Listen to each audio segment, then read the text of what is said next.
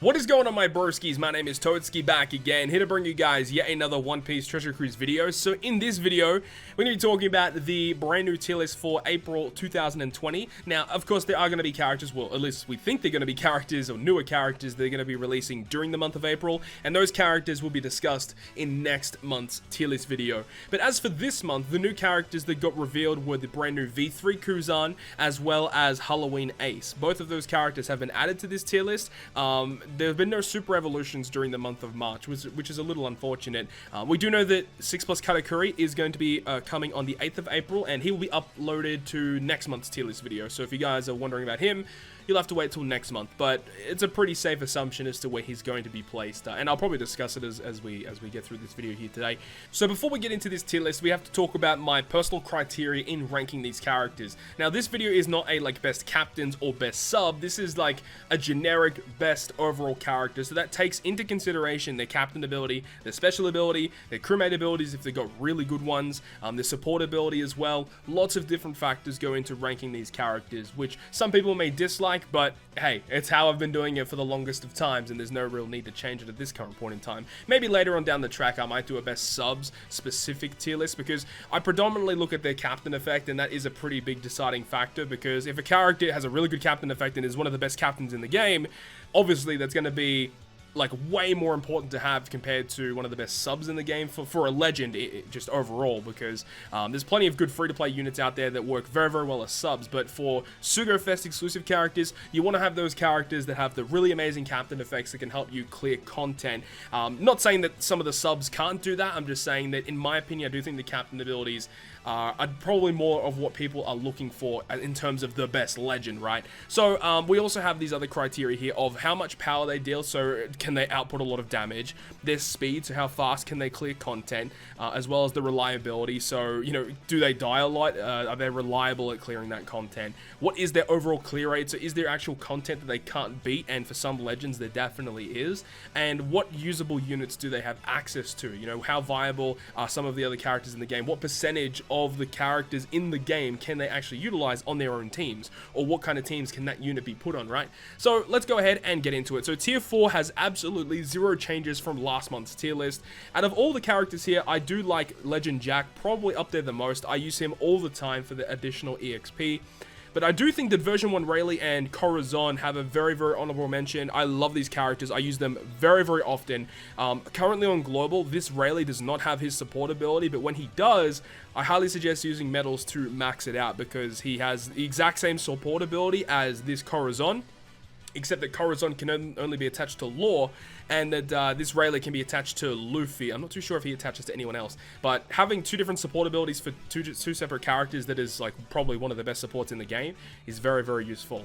And then as well as a sub, this Rayleigh is just crazy. I use him all the time as a sub for paralysis bind, despair removal. Very, very good to have. And you've got version 1 Law, who also has his uses as well. But every other character here either is a really, really good sub, or their captain abilities are just, you know, just kind of mediocre. There's not really too much else to say here. These characters are still good, still fine for clearing content, but they're not the top echelon of characters. But in terms of, if we're doing a support character tier list, then yeah, these two would definitely be up there for sure. So let's go ahead and move on to tier 3, which also does not have any changes this month either. We've still got Legend NL, who honestly has been getting weaker and weaker as time has gone on. Honestly, Legend NL should probably be down in tier 4, honestly, in my personal opinion. He probably should. Sanji still can see play, especially if there's any boss that comes out that's a Psy unit. This Sanji typically is able to clear it, so long as you have, you know, the right sub-units, of course. The recently released Halloween Ace could actually work with this Sanji as well, so you could have a Halloween Ace friend captain with your own V1 Sanji. That is a potential option that you could have, but Sanji's still decent. The two judges are still very good. You've got the Int one and the Psy one. I think both of them are still very, very powerful to have, and that's why they ranked it together. V2 Doflamingo is still good again, but it's just the fact that they try and nerf his special ability a lot, especially with the recently cumulative damage taken. They remove the cumulative damage taken away from your characters, which means that this character just gets nerfed a lot. Normal attacks only nerfs him a lot. His captain ability is is a worse version of Bartu and Cavendish, and Bartu and Cavendish have lots of other things that are really, really good that go for them. So Doflamingo does need some sort of buff, in my opinion. I would love to see him get a super evolution where, with his special ability, they kind of give him either a buffing effect that can help out. They could definitely do some things to fix up his captain ability, no problems with that. So yeah, Doflamingo needs a buff of some kind just to make him a little more usable. Frankie still sees some play. He was actually really good in the recent Kizuna clash that came out during the middle of the month where V3 Kuzan debuted. I know that against the strength boss, people were using Frankie as the captain there, which is good to see. Yeah, Frankie with his captain action making fighters hit extremely hard, still sees play. And he has a relatively decent special too. Robin, a nice special that can block all damage. Captain ability is a little bit on the weak side. She does get a super evolution on JP. Hopefully we get that soon on Global, and it makes her much, much better. Her captain ability, I think it's a 3.75 to Cerebral, which is crazy good. And then her special, when she super evolves, is a 2x attack boost as well as still blocking damage. So really looking forward to when she does eventually super evolution, but we'll just have to wait for that, I guess. But at the moment, yeah, she's not really super useful. Katakuri, my boy, cannot wait for his Super Evolution. We'll talk more extensively about Katakuri next month in the tier list, but if I had to preemptively say where I would put his Super Evolution, I probably would bump it up to this next tier here. So still going on here, we've got Legend Nami. She's still really good. This is her captain ability. I wish it was a little stronger or is a little bit more diverse. Being Dex only is a pretty big downside. Like, there's no getting around that. Like, mono Dex isn't always the greatest. Obviously, if you have content that's built for that, it's not going to be a problem, especially in treasure maps. If she's boosted in a treasure map, she has an amazing captain ability for treasure maps. But outside of that, I probably don't see too many situations where you would probably opt to use this as a captain. But still, as a sub, provides lots of damage. V1 Big Mom, I really dislike this character. I know some people do like her, some people like using her, but I can't be on board there. I personally do not like the character. I don't like the way she's built. She's just not great, in my opinion. Jinbei, not great either, needs Super Evolution. Shiki, he's fine, needs a Super Evolution as well. Zephyr, he's fine, also needs a Super Evolution as well. You've got Akainu here, who's kind of in the same vein as Nami, although Nami's special is much, much better. But you've got like a mono strength captain, which again is not always what you want to have. And Kung Fu Luffy is still very good, being a rainbow captain, great special ability as well, getting matching orbs, damage threshold to your team. He's an attack booster, AoE damage with a sailor ability that is tap timing bonus damage. Just an all-round really solid unit. So Kung Fu Luffy, no reason to change him. The only character that really probably deserves to change is NL. He probably doesn't deserve to be in this list here. I haven't seen people being using NL for the longest of times, like for many, many months. And for that reason alone, he should probably drop down. But, you know, in certain circumstances, you can probably make use of him and do some pretty crazy things. So, nothing really too crazy there from Tier 3. Moving on to Tier 2. This is, again, one of the more larger sections here. But these characters are all really, really good. If you get one of these characters in a Sugo Fest, be very happy. They are all good. Like, I can't really pick one here that I would say is actually a terrible character. Like, all of these characters are good in their own certain way. So Legend Lucy hopefully gets a Super Evolution soon coming to Global, but he's strong as hell. Lots of viability as well recently with the release of V3 Kuzan. He can be partnered very, very well with him.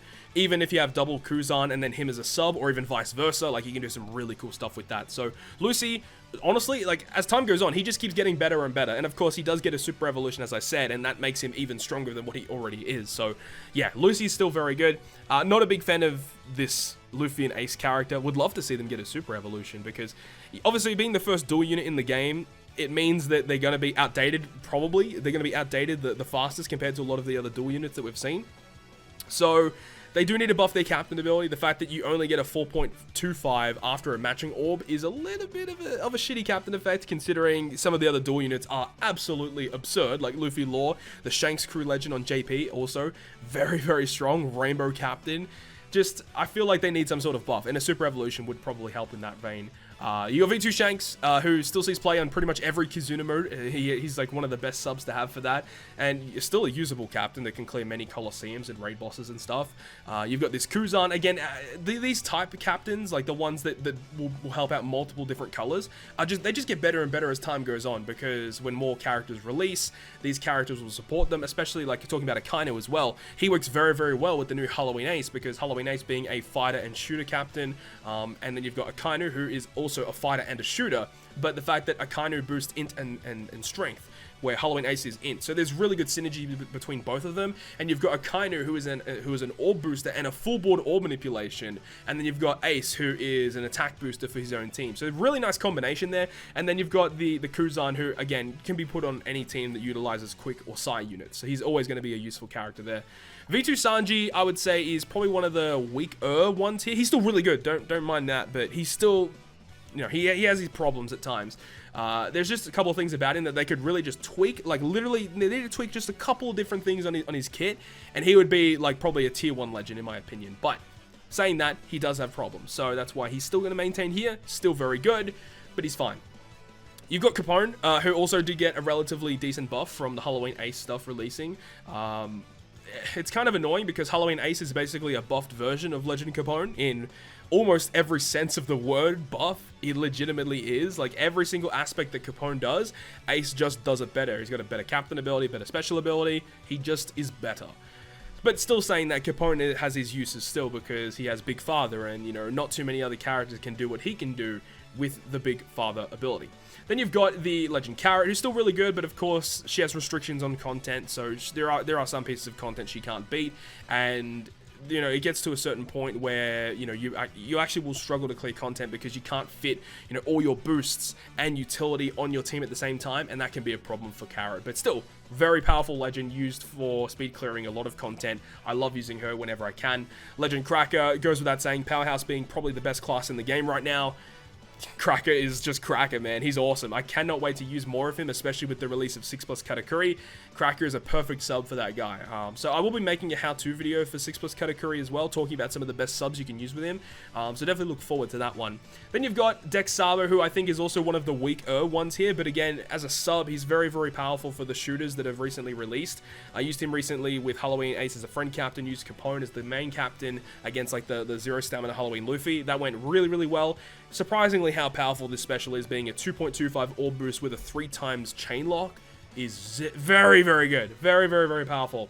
The 2 slashes, they're fine. The slashes are a little bit of a weird one because I'm personally not the biggest fan of their kits, but they're much better than every single character in tier 3 when you look at it at a face value. Just the slashes have way more accessibility compared to a lot of the characters down here, and that's the main reason why they're here, and they are still very good. Like, I think, yeah, this guy was able to farm 60 stamina Halloween Luffy. It's pretty straightforward, actually. So, yeah, the slash is still really, really good.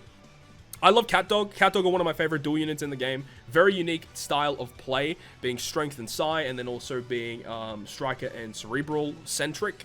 I love using them. They're very, very powerful. Really nice special ability. Their captain ability is a little bit on the weaker side of things, though. If their captain ability went up to like a 4.5, I probably would have them in the tier up. But because they are only a 4x captain when you hit a perfect in their dual form, it definitely brings down their damage a lot.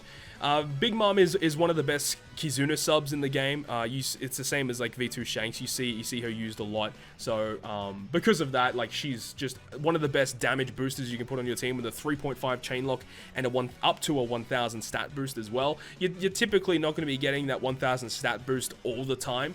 Most of the time, you're going to be getting about a 200 stat boost. You know, if you're around 20,000 health, if you're using her as a sub. If you're using her as a captain, then yeah, reaching that threshold will be much, much easier. And then you got the 2 waifus. I love Viva Rebecca, actually. I really, really do. I actually am tempted to put them up to tier 1. They have some crazy abilities. The fact that they have that switch ability, that's the main thing, is their switch ability, man. The fact that you can get a constant 2.5 chain lock every single turn, you get healing every single turn. Their switch ability is actually like really nice for orb manipulation as well, like strength and dex orbs on strikers and cerebrals are changed to matching. Like, that's pretty nice to have. And a special ability that can remove all rainbow shield and all blue shield, as well as 2 turns of color affinity. Yikes. That's strong. That is really good. I'm not a big fan of using them as a captain though, but you know, the option is there if you want to do it. For Kizuna mode, you could definitely do it because it's such a shorter game mode. The types are much more centric. They know what they want to do. You know how to deal with it. So as long as you can get to stage 3 with the right characters in the right order, then yeah, as a captain, they're providing like a 4.3 or something with the type advantage. So very strong. And the waifus here, the Mancheri Shirahoshi, I hate the captain ability, but having a unique special ability that can remove all those different debuffs, you can't say no to that. You know, she has to be at least tier 2 because of how much utility you can get just with the special ability alone. So anyways, let's move on to the next tier, which is going to be tier number 1. So we're nearly at tier 0, but tier 1 is also a relatively large list now. It's getting there. Now, this is where all of the changes have occurred, because the 2 new characters that we talked about at the start of the video, being Ace and KonradCurze, are here on tier 1. But one character from the tier above, I did bump down, and that character was Stampede Luffy. So I pulled the character during the month of March, which I'm really happy about, thank God. But the thing is now that I have him, and I have definitely played around with him a lot, I have definitely found that in certain circumstances where you do not have any type advantage, like I'm talking about you don't have any advantage whatsoever, you're hitting with neutral damage, he sucks. You need to have some sort of type advantage on your team for Stampede Luffy to do anything good.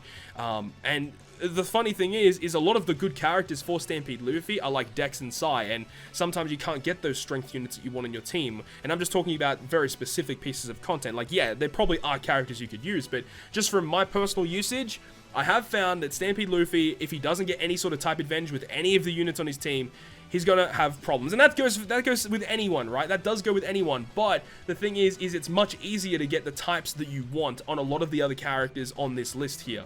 And especially with KonradCurze, right? If you're up against an int or a Sai enemy, yes, you're not going to have that color affinity, the type advantage or anything, which is going to cause a problem there. But it happens way more often with Stampede Luffy that I have found personally just by using him. We've got Halloween Ace here as well. I didn't want to put him in tier 0. I don't think he deserves tier 0. Some people may disagree with that. But I just think that the classes that he boosts aren't good enough. Yes, fighters do have some very good characters. They definitely do. I don't disagree with that. But shooters, on the other hand, that's a big downside right there. The fact that he does boost 2 classes, though, is a very big benefit to the character. If he only boosted just shooters or only boosted just fighters, he wouldn't be in tier 1 in my opinion. I like the fact that he does give you some sort of option there, some sort of viability. And the fact that he has utility with his captain effect is crazy good. And that's the same with Stampede Luffy as well. With Stampede Luffy having the paralysis and the despair reduction, and then Ace having special rewind and special bind removal. And then you've also got Ace's special to remove bind itself as well. Ace is extremely good, and he can be partnered up with so many other friend captains. I have made an Ace how-to video, and I talked about a how-to video for KonradCurze as well. You can do lots of different things with these characters, and that's one of the cool things I love about them, is that you're not stuck to one team. You know, you can really play around with some of the characters there, and I really like that about the characters. I really wish I could have pulled this Ace, because I would have loved to have played around with him a bit more, but it is what it is. He's really, really good. And then you've got KonradCurze as well, and you know, it's pretty much in the same sort of topic of conversation with Lucy, being characters that can boost the same colors. You have access to a wide variety of characters in the game, and yes, if you don't get that type advantage, it's going to be a little bit of a problem. Even when Lucy first released, if you're up going against an int or a Sai enemy, Lucy was not the captain to go with, and that can definitely be said with Stampede Luffy. But then again, that's a con to the enemy. That's a negative to that character and why they're not in tier 0. So I think it's a pretty straightforward explanation as to why they're not in tier 0. And another reason why I put KonradCurze up here as well is because he basically is Sanji and Mihawk, like these type of characters. He's basically those guys, but better. Like, he literally is just better than these characters. He's got a better special than these characters. He also has a better captain ability, and he has access to more characters, being strength, dex, and quick, rather than just fighters or just slashers. And with those characters, you needed 6 slashers and 6 fighters in order to fulfill that crew condition. With him, you just need to bring no Sai or int, which is much easier to fulfill compared to the fighters and the slasher condition. So yeah, if Sanji and Mihawk didn't have that condition where you didn't have to bring 6 of their class, they would definitely be more viable in my opinion, because it means you could literally bring 1 or 2 characters dedicated for utility. And you gotta remember, with characters like this, your first 2 hits aren't really gonna be hitting that hard anyways. It's your last, 3, 2, 1, those last 2 hits, or last 2 or 3 hits, those are the ones that are doing the heavy lifting for your team. So if they had that condition removed, Sanji and Mihawk would be really, really good. But there we go. That's my tier 1 listing. The rest of the characters are the same as last month. I love all of these characters, by the way. Even Bato and Cavendish. I don't use them that often, but, every opportunity that I do use them, I enjoy using them. They're very, very powerful. I don't really like the Driven class all that much. Some people might like the Driven class, and that's cool for you. But Bato and Cavendish, not the biggest fan of the Driven class itself, but the unit of Bato and Cavendish, massive fan of. Great switchability. I use Sanji and Judge as a sub a lot, especially during that period when Kaido was out. The fact that he is a 2x attack and orb booster, and you can use their switchability for a combo addition as well. Whew, Works very, very well. So much damage output with this guy as a sub. And he removes paralysis with his special too. Like, Sanji Jojo is so good. They are freaking phenomenal. And of course, my boy Mr. Slam Jam's always good. And then Whitebeard and Marco and 6+ Whitebeard is still really solid as well. The fact that, what's his face? 6+ Katakuri, he's coming out. He's a striker and powerhouse captain. Well, he's a striker and powerhouse unit that can boost striker and powerhouses, right? So you can actually partner him up with this guy or this guy as well. So that's pretty cool. Anyways, let's go ahead and end this up with Tier 0. And as I said, you know, the main change here was the fact that Stampede Luffy is no longer in Tier 0. So as for the rest of the characters, they are all the same. And I don't think anyone would disagree with this. I think all of these characters are probably the best characters in the game. Now, I really couldn't give you guys an order of which one's number 1, 2, 3, or 4. I don't think I could do that because it's just way too difficult. But I really love all of these characters, and I do truly believe these are the pinnacle of One Piece Treasure Cruise at this current point in time. And I'm pretty sure it's pretty self-explanatory why. Every single piece of content that comes out, Snakeman's able to beat it. Even recently, the Halloween stuff that came out at the start of this month, he was able to clear it. Very straightforward. Luffy and Law, I've not actually used Luffy Law in a little bit. I typically don't like to use him for like Colosseums or raid bosses unless I literally have to. But I like to use him in Kizuna. In Kizuna mode, he is a god with a 4.5 Rainbow Captain, a switch ability that can give himself a boost, as well as go through barriers and other defensive effects. It's so nice to have. Sabo Koalla, also really good for Kizuna mode, but they're good in everything. They just are. And then Bullet as well, dude. If there's no normal attacks only, Bullet's going to have a field day. Of course, there are other, you know, things you have to worry about, you know, because when you use his special ability, he does health cut. If the enemy reacts to health cuts, like what he did on Halloween Luffy, it means he can't use his special ability, which is a little bit of a downer. But saying that though, you don't need his special ability to clear content. Being a Rainbow 4.75 to himself, and then a flat 4 times to every other, all the other colors that he boosts, as well as providing heaps of matching orbs, as well as providing a health boost, Douglas Bullet is a monster. So yeah, all of these characters are easily worthy of Tier 0, but it's the fact that Tier 1 was where all of the additions came into, with the Stampede Luffy change, Halloween Ace, and the V3 Cruzan. So that's going to wrap up this video. Let me know your thoughts and opinions on my personal tier list for this month. If you guys agree, let me know. If you guys disagree, let me know. I'd love to hear what you guys think about it. But I think that this is a pretty fair placing for all of the characters in One Piece Treasure Cruise. And remember, this is not ranked like 1, 2, 3, 4. They're ranked by their ID or their release date, so that's why they're ranked like this particular order.